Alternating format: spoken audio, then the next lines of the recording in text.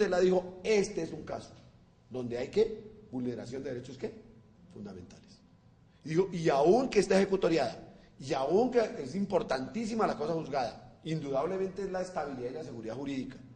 ¿Qué tal sin seguridad jurídica? La cosa juzgada, digo, es excelente y necesaria. Digo, y el órgano de cierre y la especialidad son fundamentales, pero por encima de ellos están dos cosas: el principio de justicia, o varios. ¿El principio de qué? El principio de la prevalencia del derecho sustancial, el derecho a la libertad, el derecho al debido proceso. Y entonces empezó a tomar y dijo, ¿y cómo es en este caso? Y la Corte decidió, en ese caso, darle la razón a los accionantes en tutela y ordenó que se modificara la sentencia.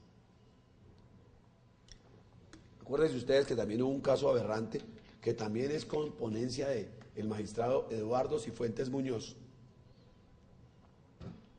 que en ese año 92 o 93, que es cuando empieza ese gran debate, pues se refería al caso de ese niño que de manera ilegítima, de manera inconstitucional, fue arrancado del seno de su familia en San Andrés Islas, en un caso aberrante del Instituto de Bienestar Familiar y del juez, el juzgado promiscuo de familia de esa ciudad de San Andrés.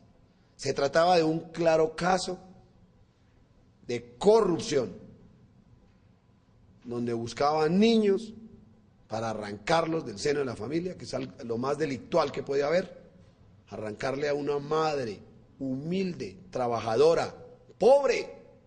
Pero ahí sí, como dicen los cuentos de Condorito, me acuerdo que ahí en los cuentos de Condorito dice diario del hocicón, y por ahí hay un letrero abajo que dice diario pobre pero honrado.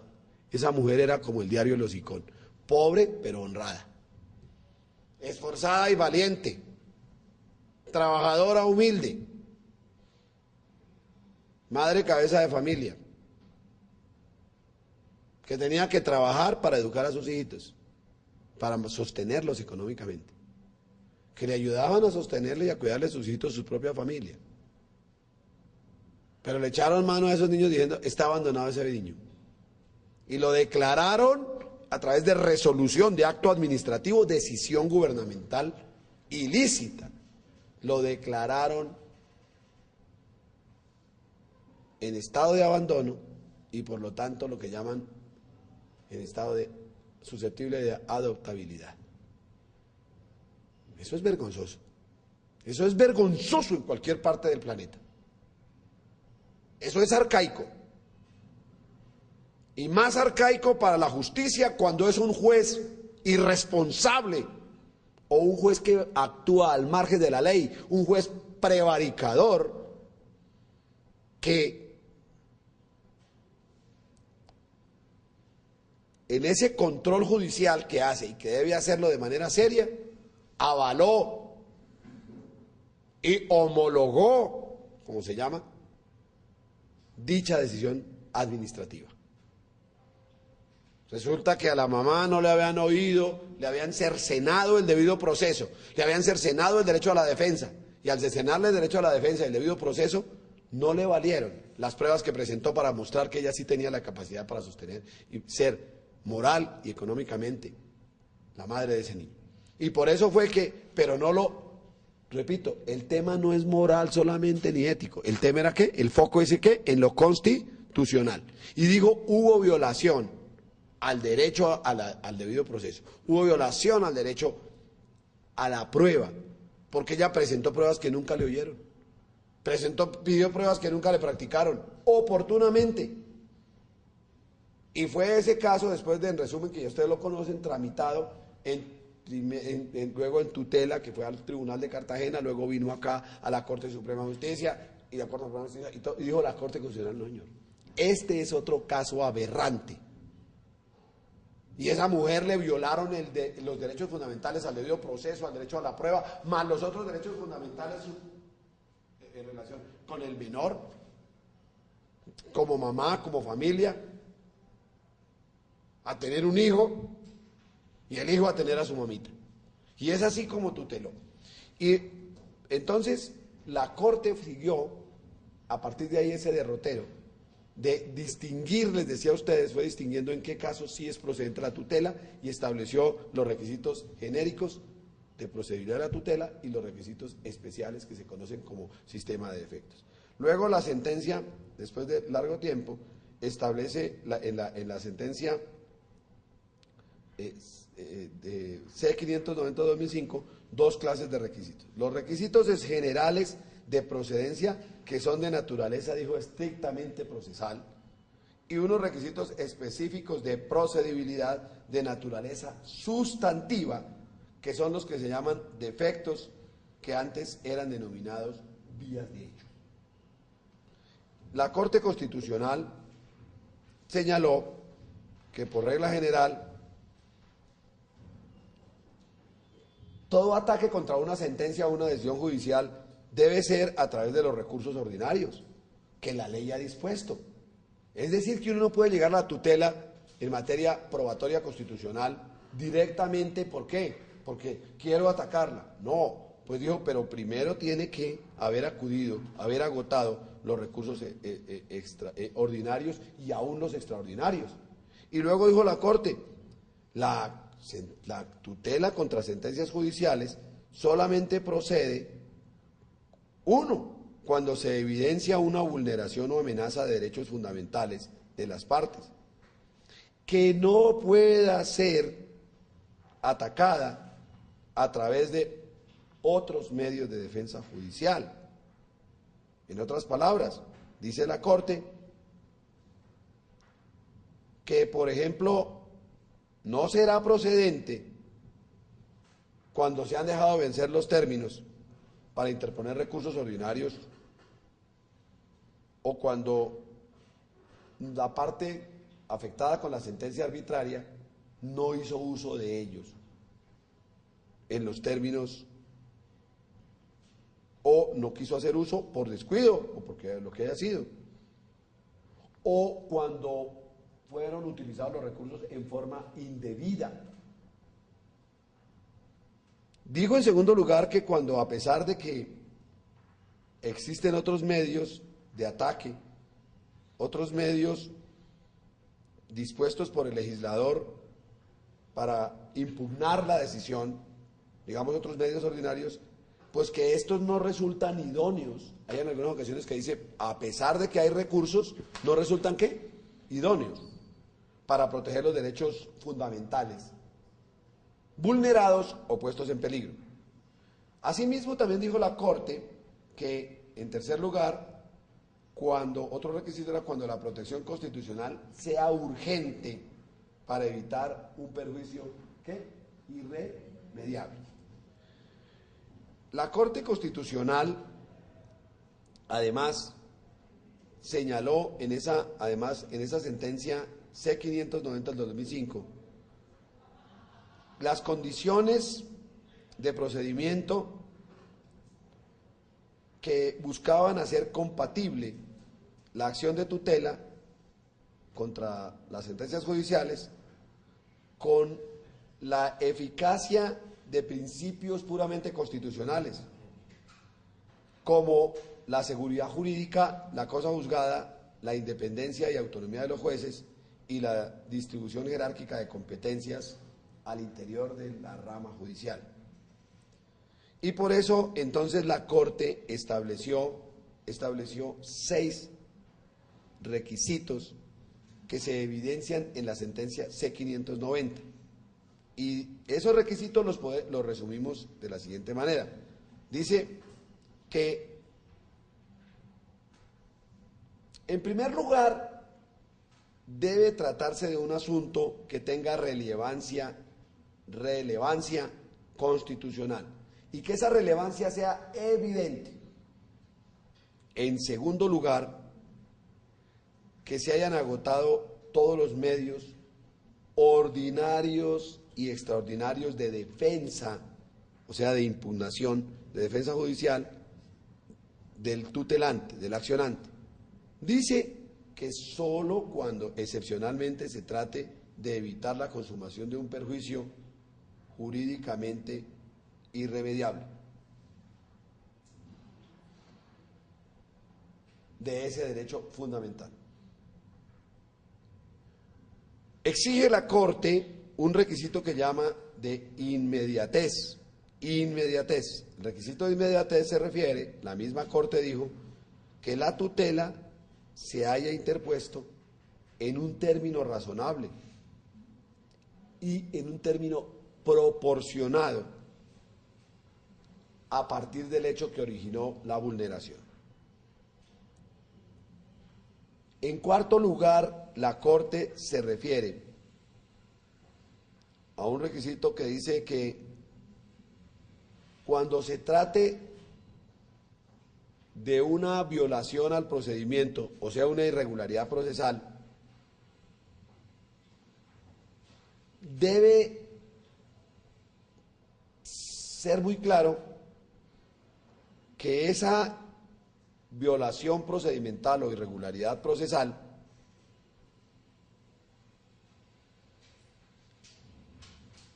tenga un efecto realmente determinante o decisivo.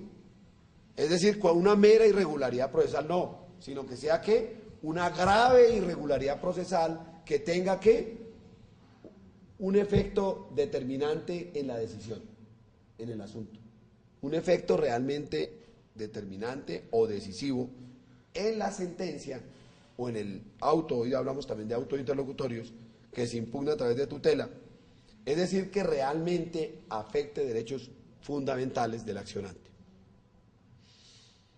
En quinto lugar, la misma Corte dijo que es necesario, como requisito, que la parte actora haya identificado de manera razonable los hechos vulnerantes,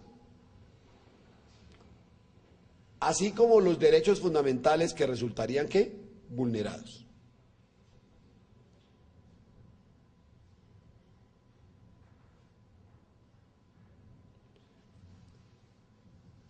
Y el sexto requisito que establece la jurisprudencia constitucional es que esa tutela contra sentencia judicial no sea una tutela contra otra tutela.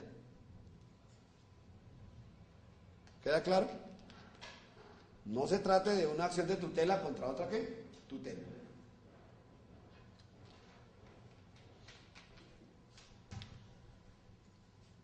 Pero la Corte también estableció, además de esos requisitos que llama generales, esos que acabamos de mencionar son los requisitos ¿qué?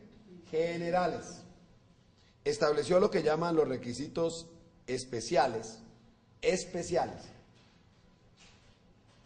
o lo que llaman algunos los requisitos de procedibilidad excepcional.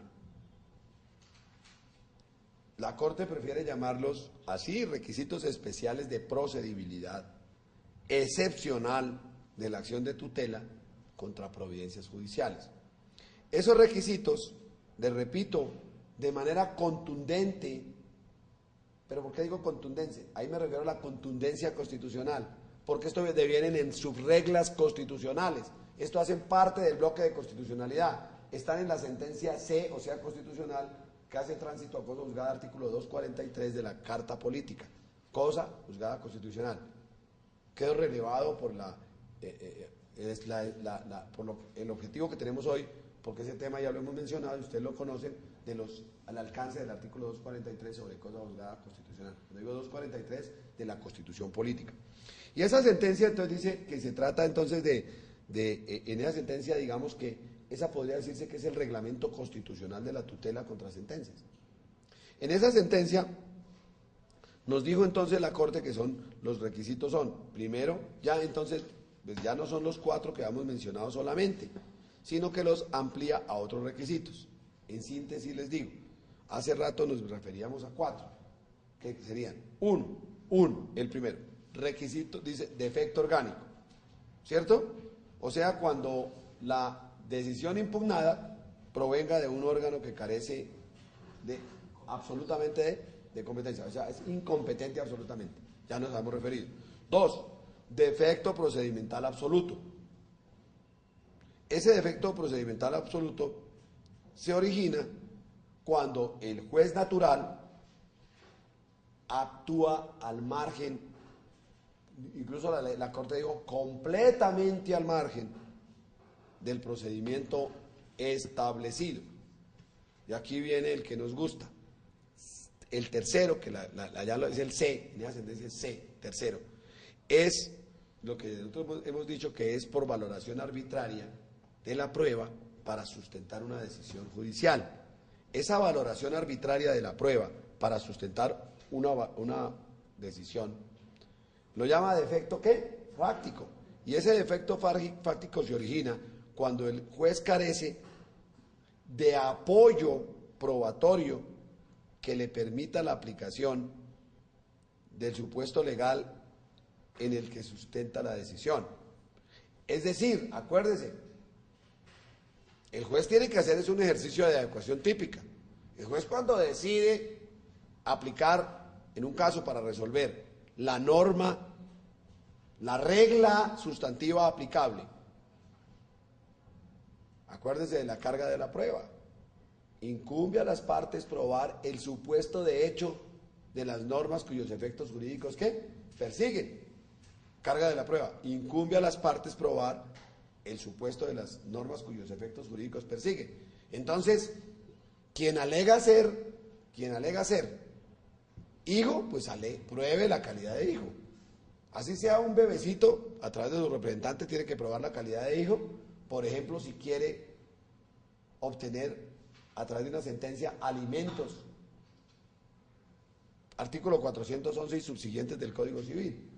Si Petercito Jr. alega que es hijo de Peter Pataquiva, pues Petercito Jr. tiene primero que probar que es hijo de Peter Pataquiva y tiene que alegar y probar la inasistencia alimentaria para que el juez de familia le conceda los alimentos.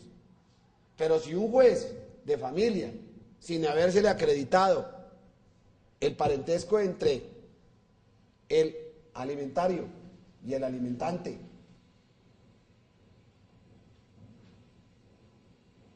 ordena los alimentos, pues estaría violando, ¿cierto? Con esa sentencia de derechos fundamentales, porque no puede condenar a quien no está demostrado que sea, por ejemplo, el padre o la madre. Entonces diríamos que esa sentencia no se produjo con apoyo probatorio que le demostrara el supuesto de hecho. ¿Cuál supuesto de hecho? Pues que era hijo y que había inasistencia ¿qué? Alimentaria. O le llevó la prueba que no era, le llevó la partida eclesiástica de un niño nacido después de 1938. O aunque hubiera sido, ya los niños de 1938 hoy son ancianos. Pero, repito, lo que estamos diciendo es que el defecto fáctico en general se produce por dictar una sentencia arbitrariamente porque el apoyo probatorio es inexistente, inadecuado, es absurdo, porque dice carece de apoyo probatorio. O no hay prueba, o la prueba que había no era la prueba. Hubo, por ejemplo, violación. La prueba era una prueba que había conducencia, era una prueba substancia in actus, por ejemplo, para probar la hipoteca, para propiedad el parentesco, por ejemplo, no era substancia actus, sino ad probationem. Pero la prueba, por ejemplo, era solemne, registro civil, o la prueba era solemne por el registro mercantil. Entonces tenemos que ver ahí lo que ustedes saben muy bien de la prueba ad substancia in actus, o sea, pruebas sustanciales, para darle esencia o existencia al acto, por las pruebas ad probationem, para probar como el registro civil, o las pruebas solemnes, pruebas formales, como las que tienen que llevarse a un registro, o que dice aquí necesito que esté por escrito. No hay libertad probatoria, no me sirven los testimonios. Limitación a la eficacia del testimonio, artículo 232 del Código de Procedimiento Civil actual. Limitación a la eficacia del testimonio. Los testimonios no pueden suplir la prueba solemne.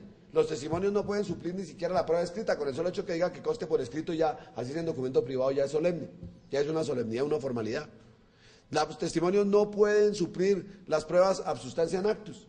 Cuando la ley establezca que para probar determinado acto, negocio o contrato se requiera una formalidad especial o una prueba sustancial, esa debe llevarse, porque si no el juez puede incurrir en prevaricato por acción o prevaricato por omisión. que veíamos en la célebre sentencia Hito de la Corte Suprema de Justicia, Sala de Casación Penal, de 18 de abril de 1988, con ponencia de Edgar Saavedra Rojas, donde condenó a la juez laboral del circuito de Girardot, la doctora Mirta.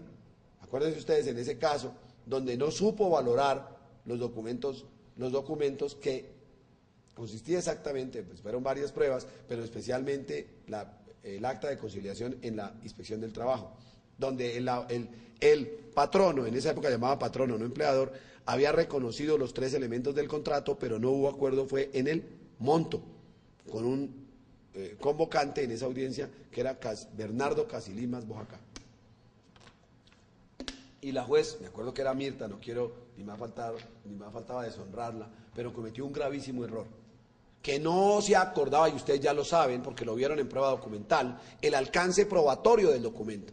El alcance probatorio del documento, hoy también llevado al Código de Procedimiento, al Código General del Proceso, que está ya el artículo 254 del Código de Procedimiento Civil, perdón, 264 del Código de Procedimiento Civil actual. El documento público da fe de 3 cosas. ¿De qué? De la fecha que aparece ahí, de las declaraciones, la fecha cierta es la que está ahí en el documento público, mientras no se derribe probatoriamente a través de una tacha de falsedad o con sentencia judicial llevándole pruebas muy serias. Mientras no se derribe el documento público, dice la fecha que ahí está, en boyacense, ahí está, esa es. Las declaraciones o manifestaciones que hace el funcionario en él contenidas, esas son. Y dice, y en tercer lugar, que sí fue expedido. Esta tiene incidencia en el derecho administrativo, los actos administrativos, todo lo que tenga. Es aplicable en civil y en penal. Algunos penalistas dicen, doctor, pero es que en penal, ¿por qué nos dice usted que con mayor razón en penal? Ahí es Nacho lee pruebas penales, Nacho lee documentos penales. Pues vaya al artículo 424 y subsiguientes del Código de Procedimiento Penal, de la Ley 906. Y encontramos todos los requisitos de autenticidad, de individualización, de identificación del autor. Y si no se tiene como un documento, por ejemplo, dice, si no se tiene como un documento, ¿qué? Anónimo, por ejemplo, si ha sido alterado, si no ha sido identificado, reconocido su autor. Ah, sí, doctor, eso aplica en penal, me dicen penalistas, pues mire, Nacho lee pruebas penales. 424, 425, 426, 432, allá en la valoración de la prueba documental. Y también aplica lo del documento público. Y lo no previsto allí, ¿con qué se integra? Con el Código de Procedimiento Civil, hoy a partir de ahora será con el Código General del Proceso. Entonces, de manera tal que no hay excusa. Ahora bien, en el Código General del Proceso, que también se traen esas disposiciones, se dice que el documento privado se presume auténtico y es auténtico, por regla general. Así estaba también, digámoslo, básicamente en el Código de Procedimiento Civil, en el artículo 252, era un poco más exigente, pero dijo alcance probatorio del documento privado, porque es que la Corte de ese documento, en el caso de la juez laboral del circuito, en la sentencia penal de prevaricato por acción y la indebida valoración de la prueba,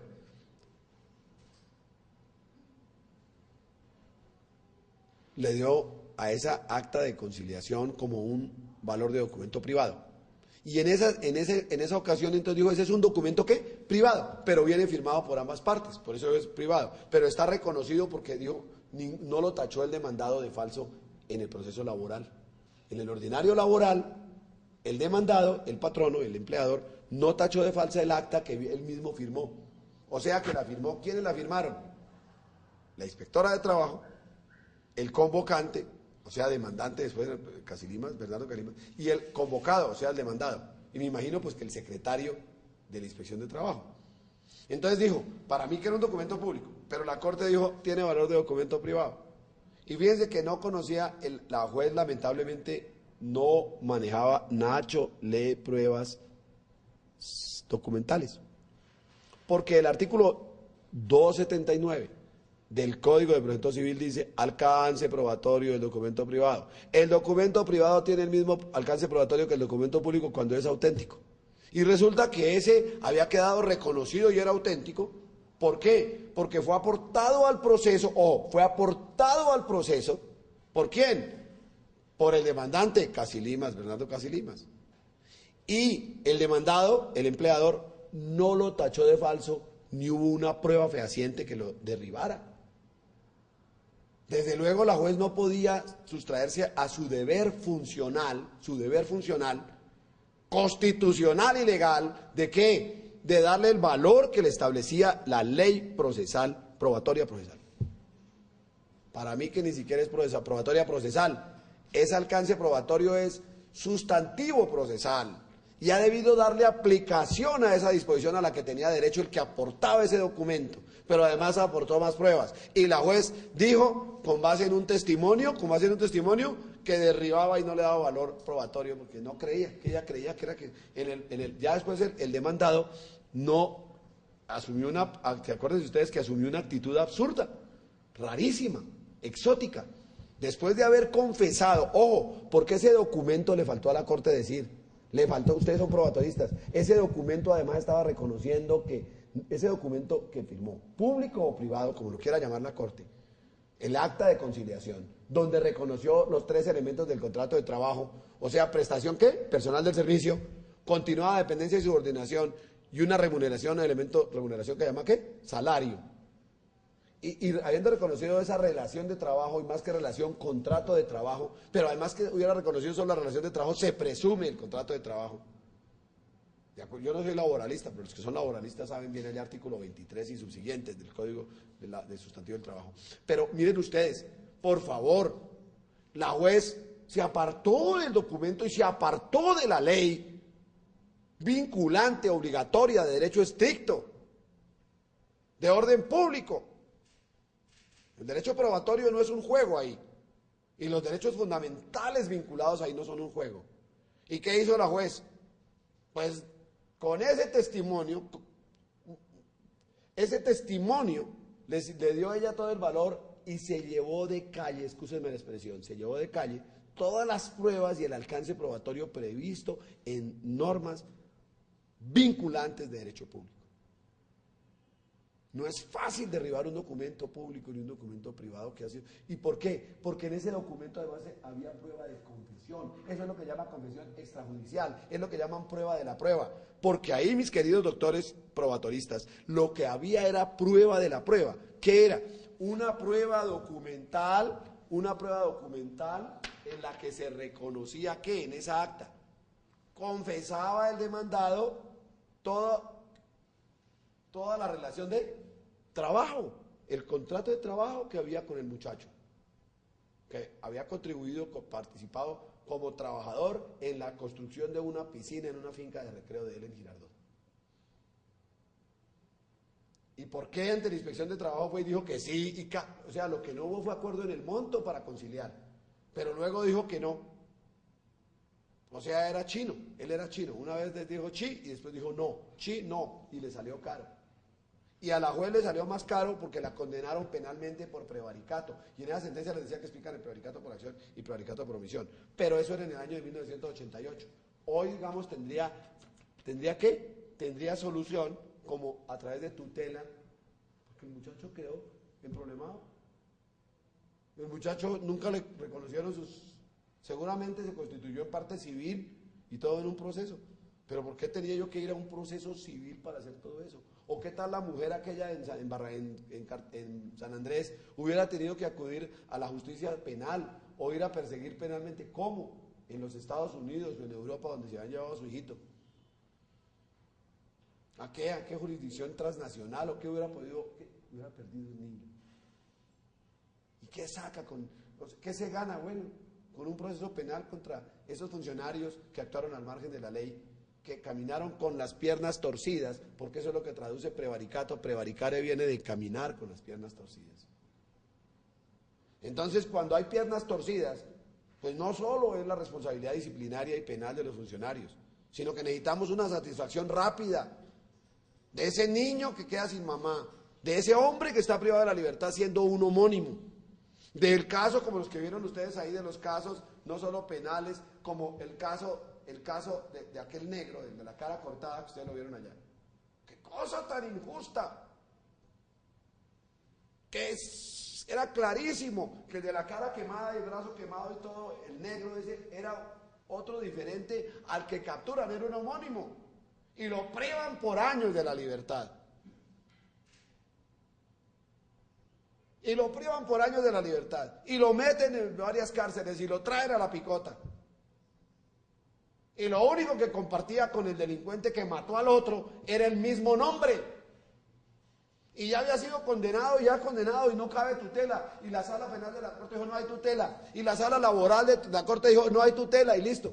Y no hubo casación, ni hubo tutela, ni nada. Era justo que se quedara privado de la libertad. Por eso lo seleccioné en los casos que ustedes están estudiando. Y tuvo que llegar a través de una acción de tutela y que dijeran, pero vayan allá, y mandaron la corte, dice, vayan, mire, la Corte Constitucional. Y fue hasta allá, la Corte Constitucional, y entró a la cárcel. Y dijo, ¿cuál es el quemado, el negro? ¿Cuál es? Dijo, mire, yo no soy quemado.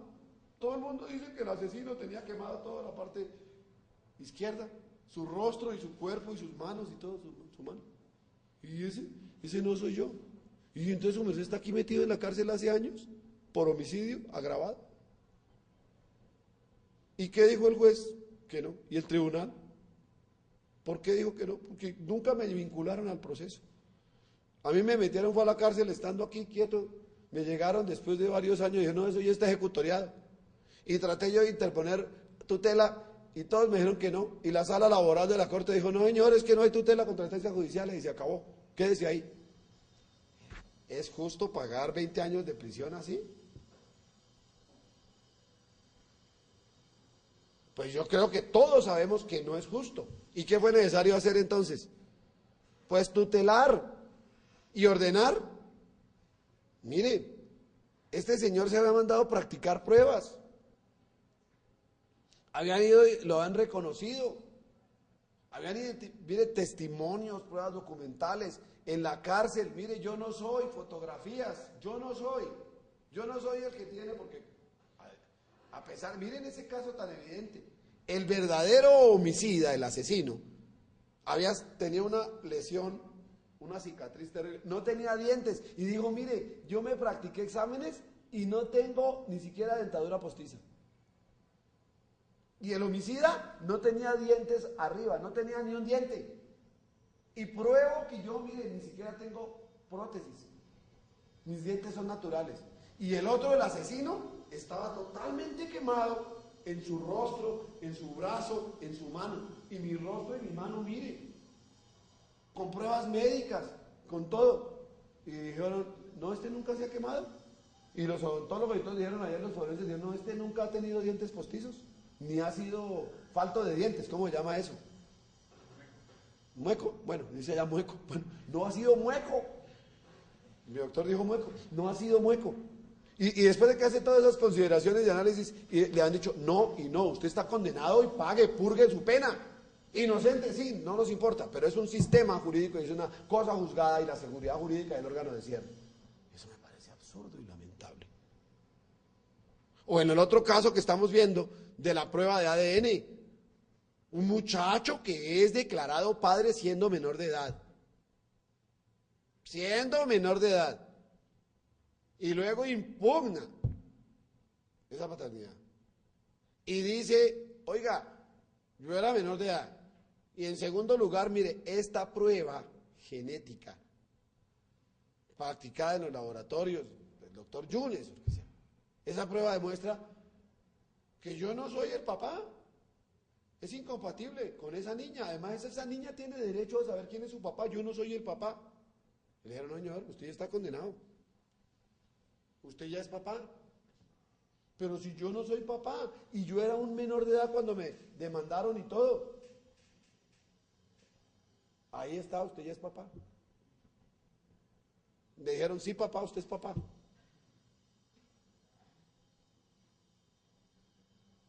Esos son casos aberrantes. Y dice, pero si la prueba de ADN dice que no soy papá, y yo tengo derecho a que me ordenen esa prueba, y yo estoy demandando para... Mire, por favor, yo no soy papá, y yo era menor de edad. cuando me demandaron. Y todos le dijeron no. Entonces la corte dijo, no, este es otro caso aberrante. ¿Cómo no le van a tener en cuenta la prueba? Doctor, qué pena, ese caso es el que tiene que ver con los términos de impugnación, donde se estudian los términos de impugnación que impugnó fuera del término. Es que esa tutela, recuerde que resuelven caso 1 y caso 2. Uno es del Tribunal de Bogotá, que es el que estoy diciendo, que no dan el nombre de la menor, ¿cierto? Porque que la llaman Juana o Juanita o algo así, para proteger el nombre.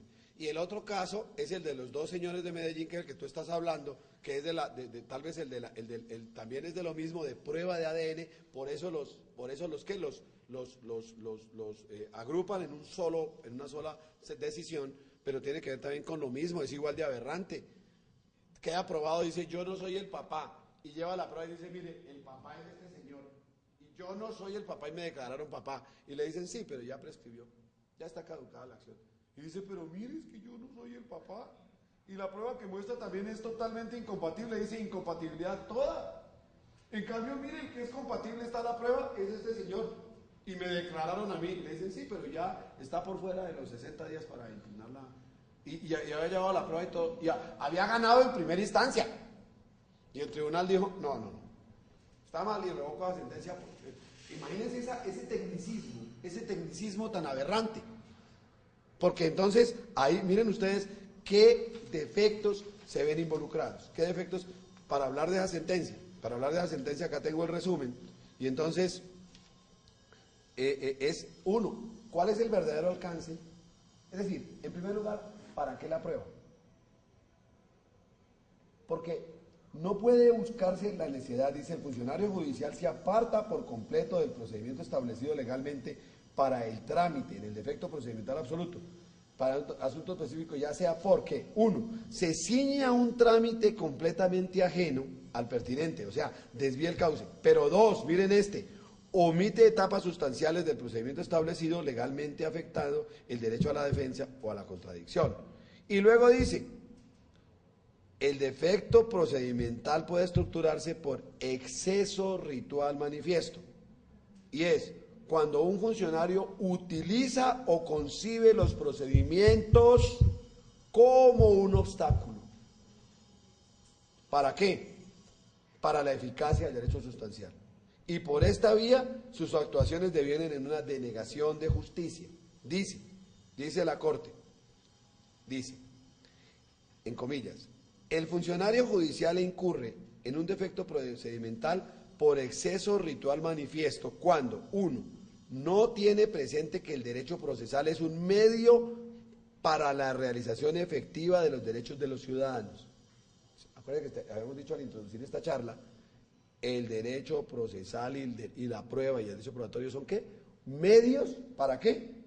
Para la realización efectiva de los derechos de los ciudadanos. Ese es el principio de ¿qué? De prevalencia del derecho ¿qué? Sustancial. Y dice, dos, cuando renuncia conscientemente a la verdad jurídica objetiva, pese a los hechos probados en el caso concreto. ¿No será que un magistrado o un juez de la República, cuando le presentan la prueba de ADN, le dicen, mire, este no es el papá, yo no soy papá, y le llevan la otra prueba, el papá es este señor, con un tecnicismo procesal de que no, que ya se pasaron los 60 días o que lo que sea, y tramita el proceso y revoca una sentencia que así había reconocido en justicia de primera instancia. Eso es absurdo por parte de un tribunal.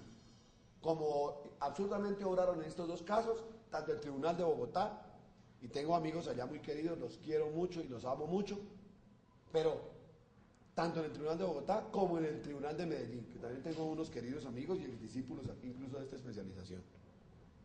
Pero me parece a mí absurdo, ¿o no? Entonces, la ley dice, la jurisprudencia dijo, cuando se renuncia conscientemente ¿a qué? A la verdad jurídica objetiva, conscientemente a la verdad jurídica objetiva, pese a los hechos probados en el caso concreto. Y tres, por la aplicación en exceso rigurosa del derecho procesal. Y 4, pese a que dicha actuación devenga en el desconocimiento de los derechos fundamentales. Dice la Corte, le llama la atención, mire lo que dice la Corte. Los jueces deben ser conscientes de la trascendental importancia que tiene el derecho procesal en cuanto a un medio garantizador, ¿en cuanto a un medio qué?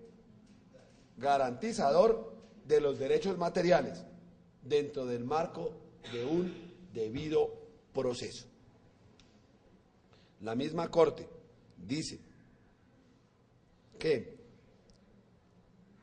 el derecho procesal dice, sin embargo, si el derecho procesal se torna en un obstáculo para la efectiva realización de un derecho sustancial reconocido expresamente por el juez, mal haría éste en darle prevalencia a las formas, haciendo nugatorio un derecho del cual es titular quien acude a la administración de justicia, y desnaturalizando a su vez las normas procesales cuya clara finalidad es ser medio para la efectiva realización del derecho material. Dice la Corte, prosigue la Corte. Por consiguiente, aun cuando los jueces, ¿qué es lo que vamos a trabajar hoy, doctores? Aun cuando los jueces gozan de la libertad para valorar el material probatorio, repito, aun cuando los jueces gozan de libertad para valorar el material probatorio, con sujeción a la sana crítica, recuerden la sana crítica, las reglas de la ciencia, de la lógica y de la experiencia y de las ciencias, del sentido común, que a veces es el menos común de los sentidos, dice, no pueden llegar al extremo de desconocer la justicia material. O sea, la libertad probatoria, la libre valoración racional, las reglas de la sana crítica, no pueden ser un escudo para que los jueces desconozcan la justicia material bajo la suposición, dice la Corte, de un exceso ritual probatorio contrario a la prevalencia del derecho sustancial, artículo 228, Constitución Política, 228, prevalencia del derecho sustancial, que también está en el procedimiento civil en el artículo 5 y que también hoy está en el Código General del Proceso. La finalidad de los procedimientos es hacer efectiva, garantizar ¿qué? La efectividad ¿de qué? De los derechos sustanciales o reconocidos en la ley sustancial. O sea, ¿qué era lo más importante para estos ciudadanos? Y para estos ciudadanos chiquitos, para los niñitos. Pues la niña, en el caso de Bogotá, que supiera quién era realmente su papá. ¿Cómo así que le van adjudicado en una sentencia un papá que no es el papá? Y era menor de edad cuando lo demandaron. Y ahora que prueba que no es el papá, dice el mismo reaccionante, decía, pero es que además de mis derechos al buen nombre, yo no soy un padre irresponsable que tengo hijos con una mujer siendo soltero o lo que sea. Yo no soy eso. ¿Qué me pasa a mí cuando me voy a casar? Me tienen por hijo un hijo que no es mío. Me están condenando a 1,000,000 y pico de cuota de alimentos. Era 1,200,000, 1,160,000, algo así. 1,000,000 y tanto. En el 2012. Dice 1,000,000 y tanto. Y yo cuando me acusan de que era papá de ese niño, yo era menor de edad. No porque no sea capaz de procrear, hablo de la capacidad procesal, de comparecer al proceso. Y dice, y además ahora que les presento prueba fehaciente, dijo la reina de la prueba, en este caso es la prueba de ADN. Y mire lo que dice, y me dicen que no, porque hay un exceso ritual que manifiesto, y me están vulnerando el derecho a la justicia, a la prevalencia del derecho sustancial. Y dice, pero por otro lado, a esa niña le están negando la posibilidad de que se sepa cuál es el verdadero papá, y le están haciendo un grave daño al decir que yo soy su papá cuando no soy su papá, y que me pongan a mí a mantenerla cuando no soy su papá, y la prueba de ADN está ahí. Nuevamente, en boyacense es, ahí está. Y si ahí está, para algo está.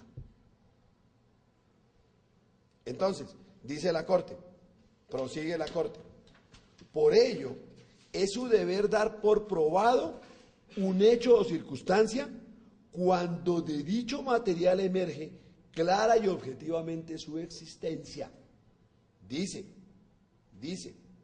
que nuevamente dice que se tiene que tener en cuenta la prevalencia del derecho sustancial previsto en el artículo 228 de la Carta.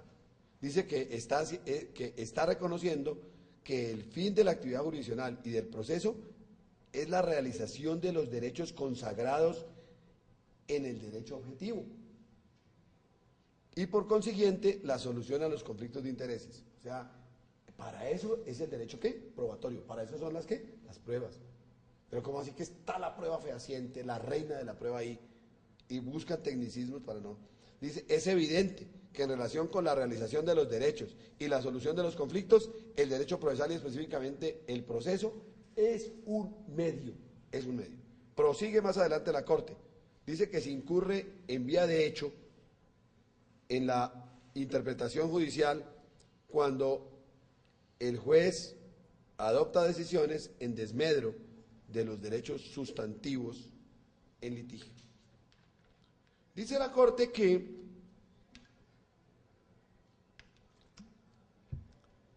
en esas providencias que está revisando hubo realmente injusticia, hubo violación al debido proceso y al derecho de acceso, al derecho de acceso, cuando el juez, al concluir, ignoró palmariamente una prueba cuya valoración, repito, subrayen esto, tenía la capacidad de modificar el sentido del fallo.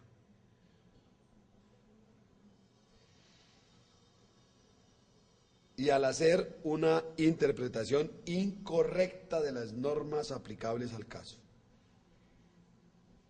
La Corte también se refiere, acá quiero decirlo muy importante, que es una de las sentencias objeto de estudio, que es la sentencia T-264 de 2009, que es la de la prueba de oficio. Acuérdense ustedes que ese es un caso que ustedes deben conocer muy bien, y ese viene siendo oigan, importantísimo. ¿Por qué es importante este caso de la T-264-2009? Ustedes que son los probatoristas estrellas. Porque es que esta es una adición, digámoslo así, una causal adicional a las causales de la C-590, que es al no decretar prueba el juez debiendo haber decretado, que es prueba de oficio. Esto además sirvió para que nos aceptaran el insistente argumento que traíamos desde hace 8 años en el anteproyecto del Código General del Proceso, de que la prueba de oficio no es una facultad, no era una facultad abierta para el juez, sino que era un deber, en ciertos casos, decretar prueba de ¿qué? De oficio. Uno de esos casos es este, y sirvió para que los redactores ahora del Código General del Proceso, que tomaron como base los estudios que habíamos hecho en el Instituto Colombiano, en el anteproyecto del Código del Proceso. Yo tuve el inmenso honor de participar en la subcomisión redactora del capítulo de pruebas con Juan Ángel Palacio Hincapié, con Ulises Canosa y con la secretaría del doctor Miguel Enrique Rojas, que era el secretario general de la comisión redactora del anteproyecto. Y luego participamos también en algunos debates de la ley 1395 y demás. Pero a Dios gracias, yo sí soy creyente, pues digo a Dios gracias, que se incluyó también, entre otras grandes ajustes al procedimiento civil para acercar un poco más la justicia a la gente más vulnerable, no solo lo de la carga de la prueba, que también es un éxito, como queda remodelado el artículo de carga de la prueba, sino también, y otros aspectos que constitucionalizan la prueba, sino también esta sentencia T-264 que hoy es llevada ya a los artículos 269 y 270 de prueba de oficio, que es que el juez no es solo que podrá decretar pruebas de oficio, sino deberá decretar pruebas de oficio en todos los asuntos extrapenales. Todo asunto extrapenal que es aplicable allá al Código General del Proceso. Resulta que dice la Corte que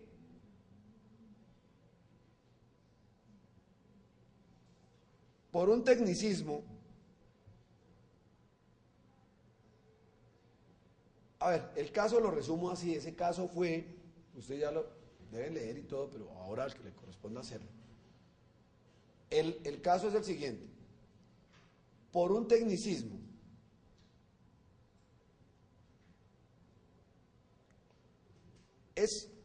hay unas víctimas en un homicidio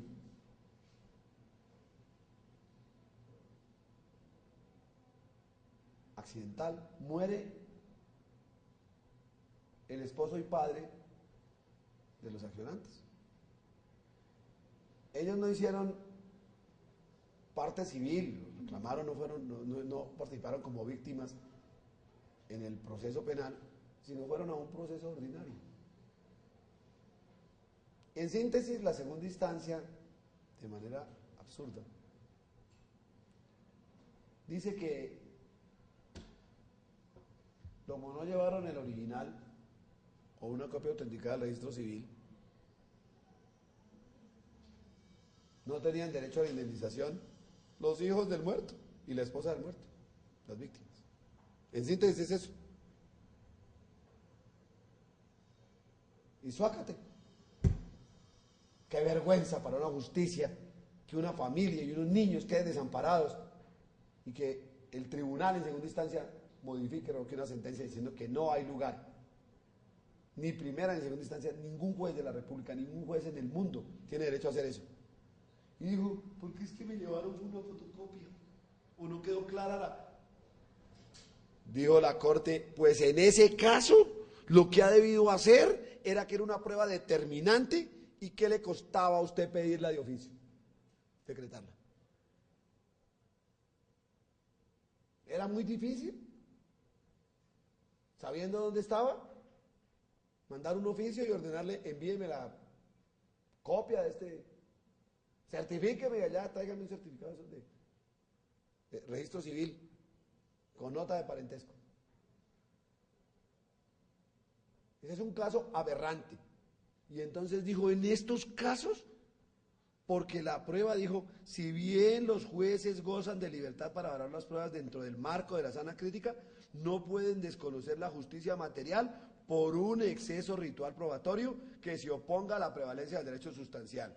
La correcta administración de justicia supone, dice, 1, que en la aplicación del sistema probatorio la libre apreciación no incurra, 1, ni en exceso ritual manifiesto, 2, ni en una falta de valoración de las pruebas desconociendo la obligación legal y constitucional de apreciarlas en su conjunto verbi gracia, A, ignorando la existencia de alguna, B, omitiendo la valoración, o C, no dando por probado un hecho o circunstancia que del material probatorio emerge clara y objetivamente. 2, que en el desarrollo de la sana crítica el juez se sujete a los contenidos, postulados y principios constitucionales de forzosa aplicación, por ejemplo, la prevalencia del derecho sustancial sobre las formas. Dice, en esta medida se puede entonces concluir que es innegable la importancia que tienen las formalidades o ritos dentro de los procesos judiciales, pues dichas formas buscan garantizar el respeto al debido proceso.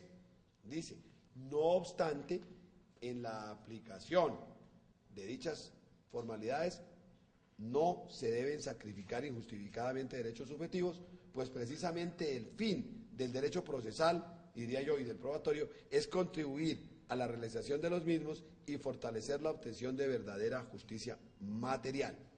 Y dice, entonces la Corte Constitucional, que en esos casos, siendo una prueba determinante, que cambia totalmente el sentido del fallo, estando ahí a la mano la prueba o faltando solamente un toquecito para que llegue el original, ¿por qué no decretaba la prueba de oficio?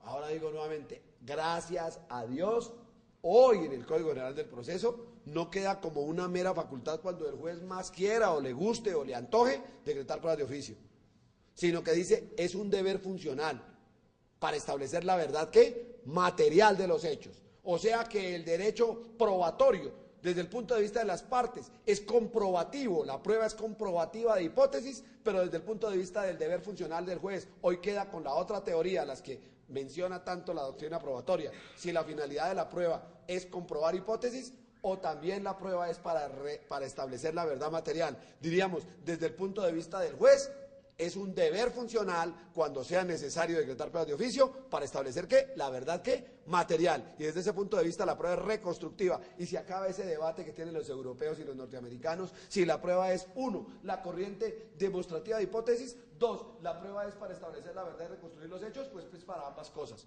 Desde el punto de vista de las partes, mis doctores, la prueba es para probar las hipótesis. Como yo como demandante pruebo mi tesis y tú como contraparte mía quieres probar tus antítesis. La teoría del caso del demandante y la teoría del caso del demandado. Y para eso es la prueba demostrativa de hipótesis. Para yo ganar, vencer. Eso desde el punto de vista de las partes, de la carga de la prueba. Pero desde el punto de vista del juez, él es el destinatario de la prueba judicial. ¿Quién es el destinatario de la prueba judicial? El juez. ¿Con qué finalidad? De darle un conocimiento, una convicción, una certeza al juez. Y si el juez, teniendo al alcance la prueba, porque las partes trataron o no pudieron, no es para mejorarle la plana al litigante descuidado. No. Aquí habían trasladado unas pruebas del proceso penal. ¿Y por qué iban en copias o algo así? Por Dios, por Dios. Dice el tribunal de Bogotá, dijo, no, esas pruebas no me sirven. Y vamos a declarar, vamos a absolver a los demandados en este caso de responsabilidad extracontractual en accidente de tránsito. Porque no está claro que haya un original, o no está claro, no trajeron debidamente el registro civil de nacimiento de las víctimas con nota de parentesco y el registro civil de matrimonio. Eso no es sino una vergüenza para la justicia. ¿Con qué cara se pone la justicia en casos como esos? Entonces, mis queridos doctores, lo que vamos a hacer para con los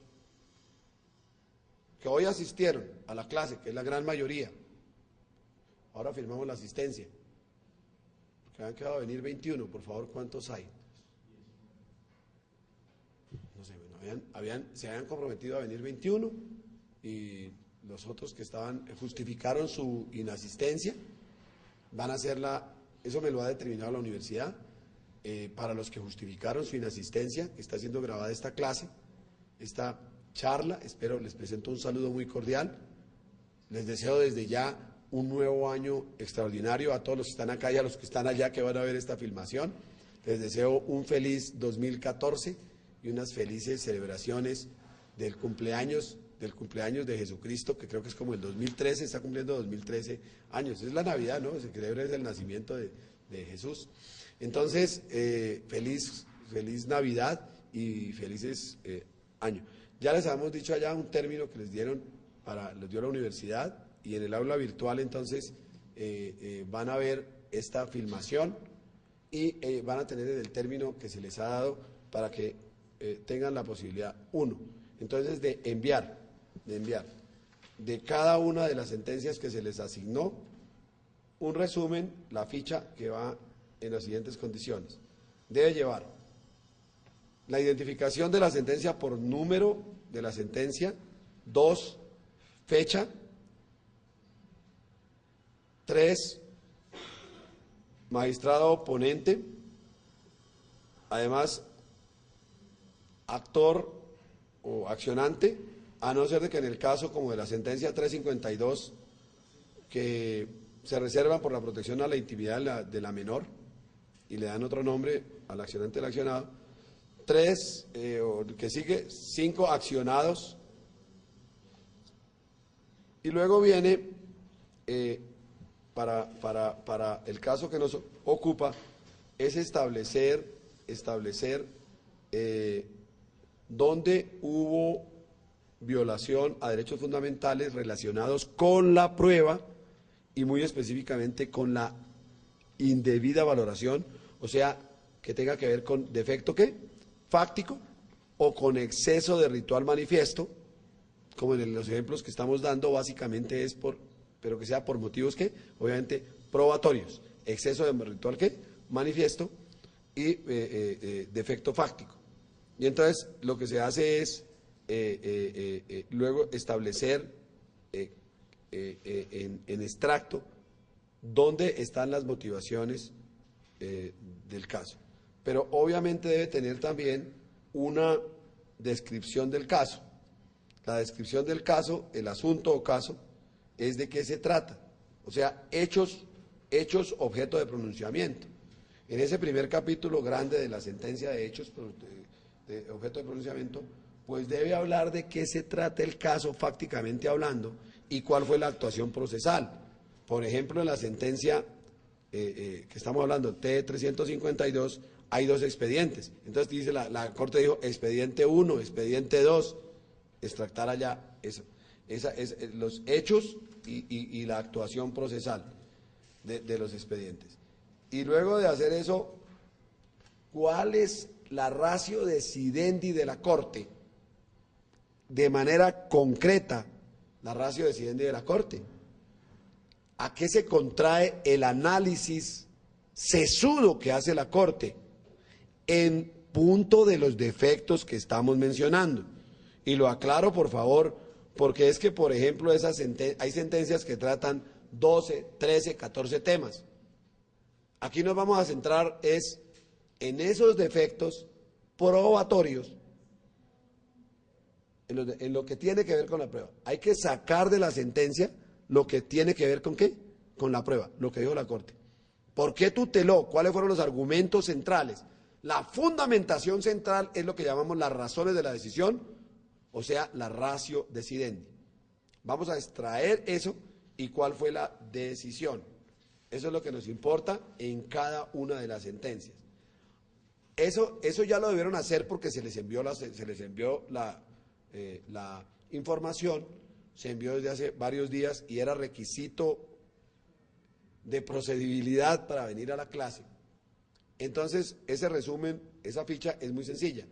Y deben hacer los que están fuera del aula y están recibiendo allá, por lo menos de esas sentencias, escoger a partir de las sentencias y hacer 2 demandas, lo que serían las demandas que originaron estas sentencias.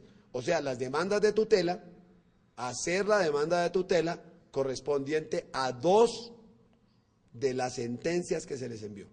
Repito, la tarea son las fichas de cada una de las sentencias, una tarea. Y 2, la otra es 2 demandas de lo que sería cada una de estas sentencias, o sea, como si ustedes hubieran sido los actores, los abogados de los accionantes. ¿Cómo habría hecho yo esta demanda? Esa es la tarea, y allá en el aula virtual está establecido las condiciones, los requisitos.